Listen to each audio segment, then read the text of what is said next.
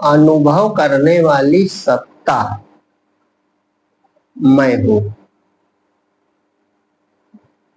सिर्फ यह निर्णय कर लेना ही ज्ञान है।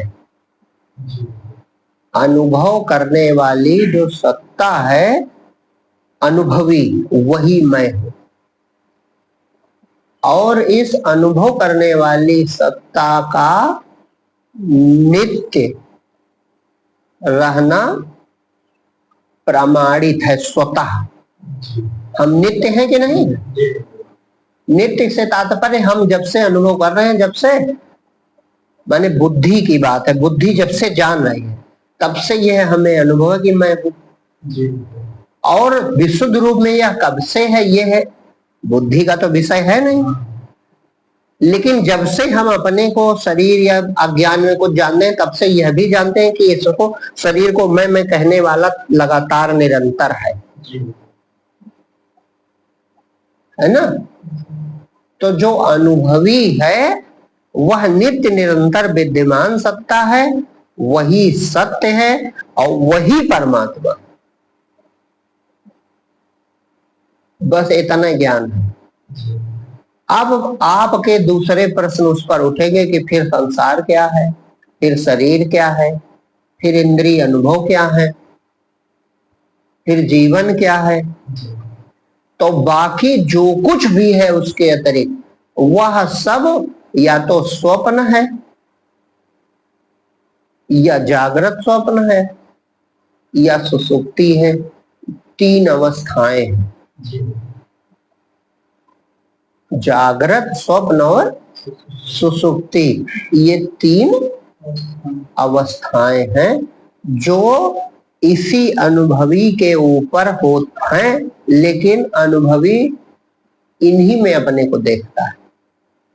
जब शरीर से जुड़ गया तो इन्हीं में अपने को देखने लगा।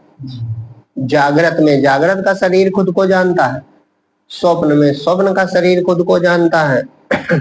और शरीर जीवित रहे हमेशा यह इच्छा रहती है, इसीलिए इसको जीव कहा जाने लगा। माने जीव संज्ञा पड़ गई,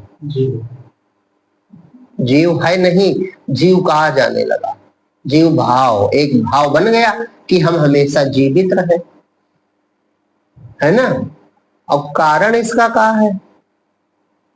कारण इसका केवल इतना है कि वो हमेशा ही जीवित है।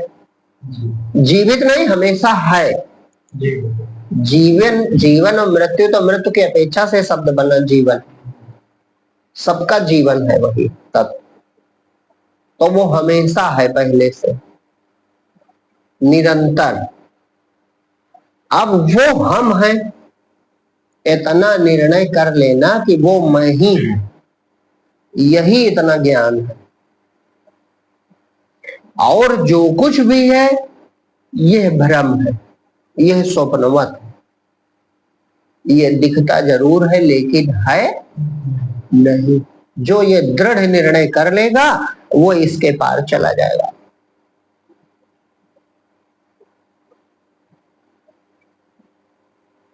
आप जो हैं जब दृढ़ निर्णय कर लेगा, निश्चय, दृढ़ पक्का निश्चय कर लोगे कि जैसे स्वप्न वैसे ही जागृत, वहां भी शरीर संसार है, यहाँ भी शरीर संसार है, वहां भी भूख प्यास सर्दी गर्मी है, यहाँ भी भूख प्यास सर्दी गर्मी है, वहां भी शरीर के साथ हम अपने को तमाम क्रियाओं में संलग्न पाते हैं, यहाँ भी पाते हैं। लेकिन जब वहां का सब कुछ छूट जाता है फिर भी मैं रहता हूं, और जब वहां होता हूं तो यहाँ का सब कुछ छूट जाता है फिर भी मैं रहता हूं। तो दोनों अवस्थाओं में मैं पाया जाता हूं, इसलिए मैं ये अवस्थाएं नहीं हूं। जब मैं स्वप्न में होता हूं तो जागृत का मेरे साथ कुछ नहीं होता और होश तक नहीं होता। वहां की धरती, आकाश, शरीर, वस्तुएं, पदार्थ सब दूसरे होते। और जब मैं जागृत अवस्था में आता हूं तो स्वप्न का कुछ नहीं होता। तो दो अवस्थाओं में होने के कारण मैं ये अवस्थाएं नहीं हूं, और सुसुप्ति जहां कोई ज्ञान नहीं रहता वहां भी मैं होता हूं, बस वहां पर मेरा विचार नहीं होता, मैं का विचार नहीं होता।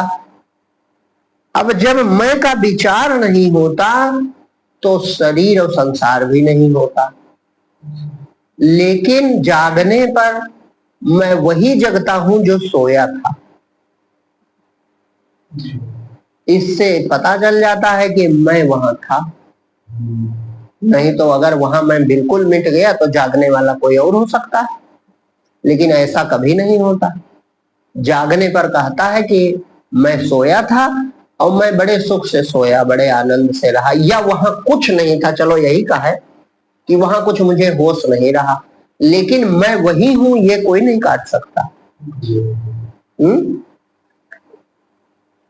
तो तीनों अवस्थाओं में जो रहता है वो चैतन्य तत्व परमात्मा, वही सत्य है और वही चित माने चेतन है।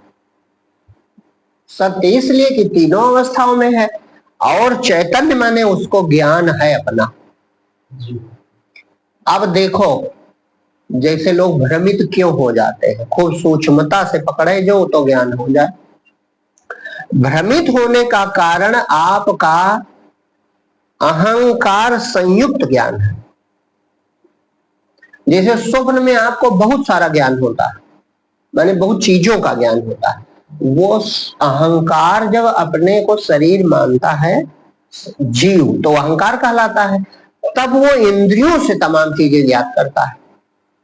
तो जो चीजें इंद्रियों से यानी अपरोक्ष रूप से ज्ञात होती है, माने परोक्ष रूप से, अप्रत्यक्ष रूप से, तो जो चीजें अप्रत्यक्ष हैं उन चीजों को वो प्रत्यक्ष जानने लगता है। ये देहाभिमान के कारण है, बहुत बड़ी मूर्खता है। वो निराकार प्रत्यक्ष है और शरीर अप्रत्यक्ष है। शरीर देखने के लिए आंख चाहिए, बिना आंख कहीं दिखेगा? संसार अप्रत्यक्ष है, इंद्रियां अप्रत्यक्ष है, इंद्रियों के अनुभव अप्रत्यक्ष है, लेकिन इसको ही प्रत्यक्ष मानकर वो समझता है मुझे बड़ा ज्ञान है, या मैं ज्ञान कर रहा हूं, ज्ञात कर रहा हूं। इस ज्ञान करने में शक्ति तो तुम्हारी ही है, भेद तनिक भी नहीं, लेकिन भ्रमित हो तो। और यही हाल यहां जागृत में है। शरीर के साथ इंद्रियां, इंद्रियों के साथ संसार और तमाम तरह के अनुभव। लेकिन जब सुसुप्त गहरी निंद्रा में थे तो मैं का विचार सो गया। तो जब मैं का विचार सो गया तो शरीर का भी होश ना रहा और संसार का भी होश ना रहा। होश ना रहा बल्कि शरीर और संसार नहीं रहा। तो वहां तुमने को क्या ज्ञान था? वहां आपने क्या ज्ञात किया? कुछ नहीं ज्ञात किया, बस अपनापन था, अपना होनापन था कि नहीं था? तो ये बात इतनी अगर आसान होती तो बड़ी जल्दी सबको बोध हो जाए। इस बात को आपको खूब विचार करना चाहिए कि मैं तीनों अवस्थाओं में हूं, लेकिन दो अवस्थाओं में मुझे संसार का ज्ञान रहता है, शरीर का ज्ञान रहता है, लेकिन सुसुप्ति ऐसी अवस्था है जहां शरीर और संसार का कोई ज्ञान नहीं रहता। उस अवस्था में मुझे अपने मैं का भी ज्ञान नहीं रहता, लेकिन जब उस अवस्था से हटता हूं तो ये प्रमाणित हो जाता है कि मैं वहां था। बस वही जो शून्य है, वह जो मौन है, सिर्फ आपका होना, उसी में ठहरना है आपको। यही जागने की प्रक्रिया है। यही जागने की प्रक्रिया है। सिर्फ मैं हूं, बस इसमें ठहरे रहो, सिर्फ, और कुछ नहीं करना। भाई मैं तो हूं ही, होने के लिए, मेरे होने के लिए किसी न इंद्री की जरूरत है, न किसी ज्ञान की जरूरत है, न किसी साधना की जरूरत है, न किसी तपस्या की जरूरत कि है। मैं हूं तो हूं। अब बाकी जितनी चीजें हैं ये ऊपरी हैं, ये बाकी जितनी चीजें हैं ये सब विचारों में है। जैसे स्वप्न, स्वप्न इसलिए दृष्टांत में देता हूं कि ताकि तुम प्रमाण मांग जाओ। स्वप्न विचार में था, विचार मात्र था, लेकिन स्वप्न काल में जब दिख रहा था तो वो वस्तुगत था, नहीं था, वस्तुगत था। बाकायदा जड़ता और चेतनता दोनों बोध हो रहे थे। खटरस व्यंजन माने छह स्वाद मिल रहे थे, सुगंध दुर्गंध भी थी, हवा भी चल रही थी, धूप भी निकली थी, आंख भी देख रही थी, पैर भी, माने पूरी सृष्टि का अनुभव हो रहा था। लेकिन कितना बड़ा जादू, जब हम नींद से जागे तो पता चला वो तो विचार मात्र था। और जब वहां थे तो ये पूरा जगत नहीं था। तो फिर संत जन इस जागृत से भी जागे हैं और अपनी निराकार चेतना में स्थित है। तो वो कहते हैं कि जिस तरह स्वप्न विचार मात्र होता है उसी तरह यह जागत भी विचार मात्र है। तुमको इस पर श्रद्धा करनी पड़ेगी, क्योंकि श्रद्धावान को ही ज्ञान हो सकता है। जो इस पर श्रद्धा माने, इस बात को जो सत्य नहीं मानेगा वो सत्य से परिचित नहीं हो सकता। यही गुण श्रद्धा कहलाता है। माने सत्य की तरह बात को मान जाना कि ऐसा ही है। हाँ, जैसे स्वप्न विचार मात्र है, इसके तो आप प्रमाण हो, लेकिन ये जागृत तुम विचार मात्र नहीं मानते हो। तुम सोचते हो ये बड़ा दृढ़ है और मजबूत है ना? तो स्वप्न भी तो बड़ा दृढ़ और मजबूत था। स्वप्न देखते हुए हम अपने को स्वप्न में पाते हैं और जागने पे पता चलता है स्वप्न मुझ में था और वह भी विचार मात्र था। इसी प्रकार जागृत में तुम जागृत जगत में अपने को देख रहे हो, लेकिन अगर आत्म पद में जाग जाओ तो पता चल जाए कि ये जागृत जगत भी विचार मात्र है और मुझ में है। विचार मात्र है और मुझ में है। तो ये दशा प्राप्त करने के लिए एक चीज जो सुसुप्ति वाली है कि मैं हूं, मात्र मैं हूं, इसी पर ठहरे रहना, बस और कुछ नहीं करना, कोई साधन की जरूरत नहीं। और मैं जो अब जैसे ठहरे तो, लेकिन जो ठहरने का भाव है वह भी अहंकार है। क्या ठहरना? जब है तो है। किसका दर्शन करना चाहता? जो दर्शन करना चाहता है वो भी अहंकार है। जो आत्म साक्षात्कार करना चाहता ये भी अहंकार का विचार है। ये सूक्ष्मता से खूब पकड़ना है। तो कुछ न चाहो, हो तो हो, तुम तो भाई हो, चाहते क्या हो? ना कुछ चाहो, ना कुछ देखो, ना कुछ पकड़ो, बस अपने होनेपन में ठहर जाओ। तो अगर आप खूब अच्छे से इस बात को समझते हैं तो उसी समय जो है वही चेतना है, वही सच्चिदानंद है। अब सच्चिदानंद अपने पूर्ण प्रकाश में प्रकट हो जाए, इसके लिए जरूरी है कि ये स्फुरण विचार जो है, स्फुरण केवल सादे को स्फुरण कहा जाता है, और जब वो शरीर से जुड़ जाता है तो उसी को अहंकार कहा जाता है।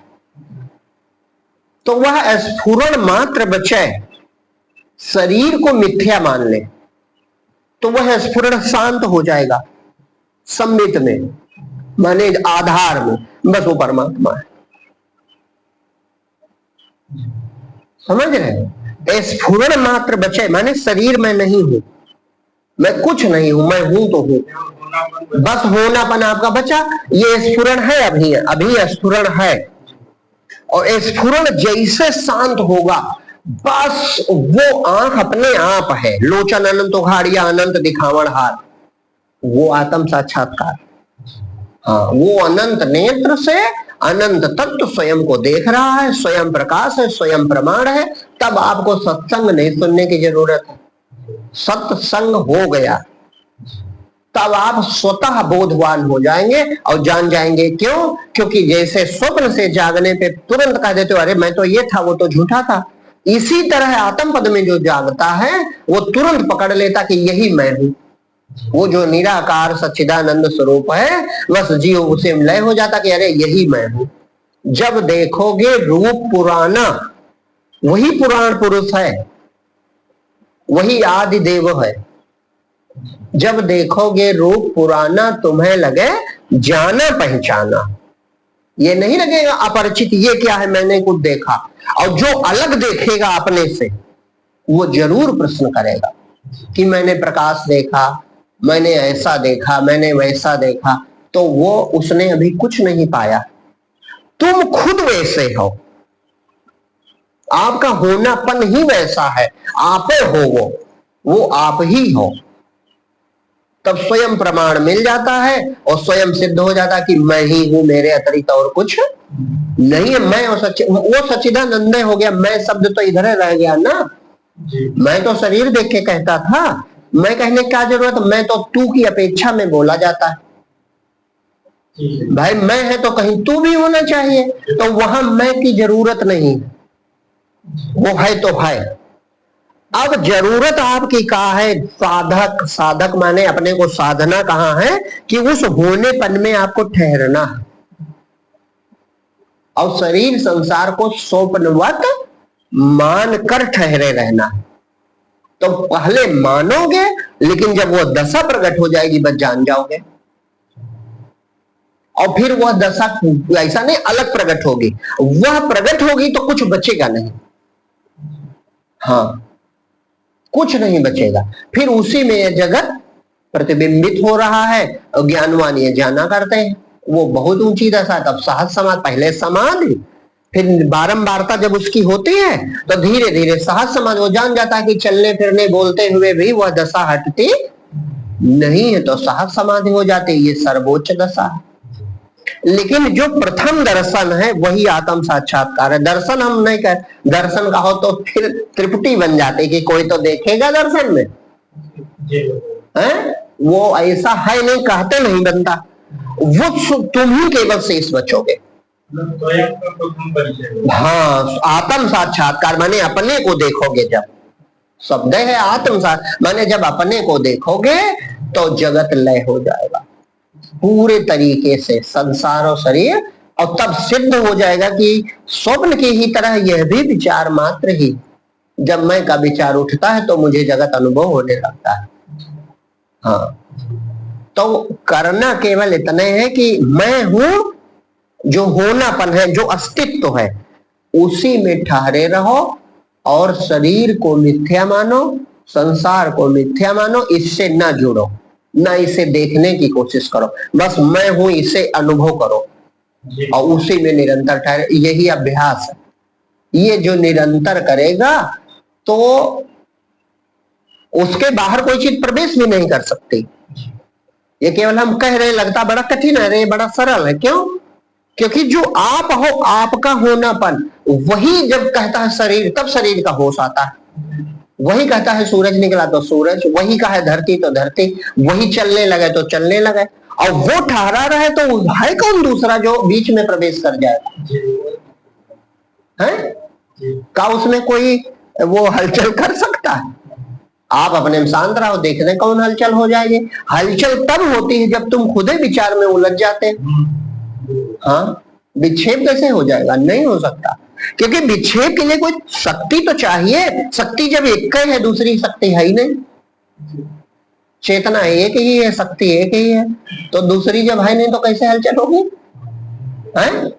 और सब घटों में शक्ति एक ही है। वही शक्ति हमारे अंदर, वही आपके अंदर, वही आप। और अंदर जो हम कह रहे हैं, ये देह भाव से अज्ञान की भाषा है।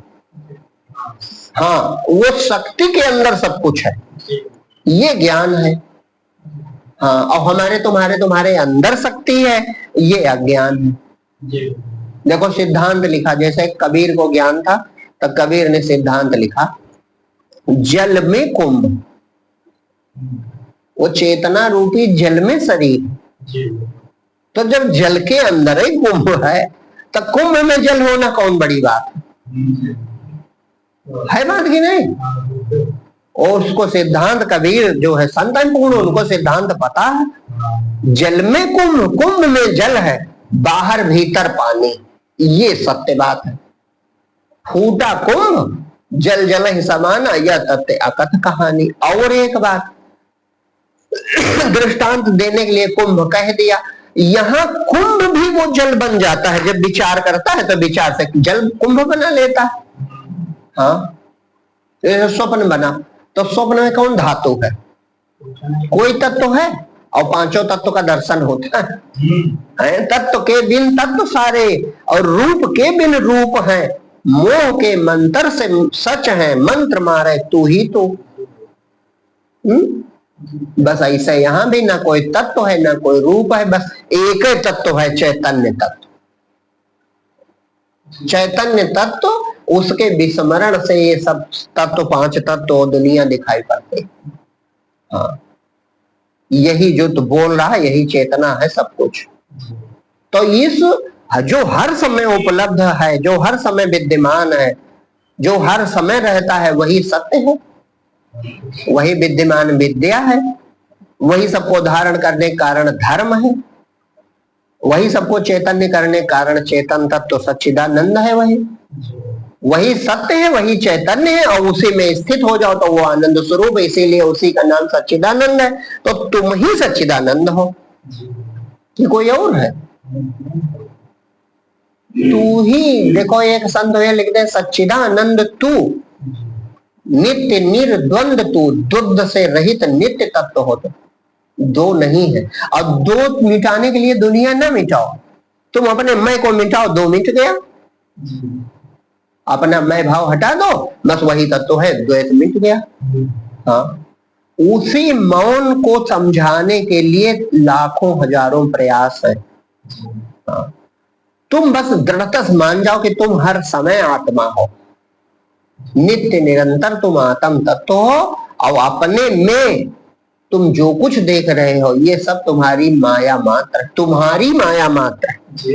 तुम सब विचार छोड़ के अपने में शांत रहना सीख लो, और देखो शांति मिल जाएगी, अपना सच्चिदानंद स्वरूप प्रकट हो जाएगा। हाँ, ये भ्रम जो है बाहरी, ये त्याग कर, सारा बाहरी भ्रम त्याग कर, विचार, शरीर, संसार, ये भ्रम ही है, ये सब त्याग कर बस मैं हूं इस पे टिके रहो। और जब थोड़ा मतलब सघनता आएगी, गहराई, बस ये उसी में लुप्त हो जाएगा। वो स्फुरण मैं वाला जो है, मैं तो शरीर देख के कहता है, लेकिन स्फुरित होता है, बस वो स्फुरित जो हो रहा है वो शांत हो जाए, माने लहर बैठ जाए, लहर सागर में गई समाए, और जैसे लहर बैठी बस तुमको पूर्णता का बोध होगा। हाँ, तुमको का बोध होगा? पूर्णता अपने आप को जान रही है, तुम मर गए। हाँ, मैं मिट गया, अब मैं मिटा तो परम पद मिल गया, मैं भाव का लोप हो गया, मैं भाव गायब हो गया। अब मैं जैसे गायब होगा तो शरीर और संसार मैं में ही सब है, तो गायब हो जाएगा। स्वप्न की तरह ये सिद्ध है, लेकिन स्वप्न को तो तुम झूठा मानते हो, इसको झूठा नहीं मानते, और समझ नहीं पाते क्या तुम स्वप्न को झूठा मानते हो।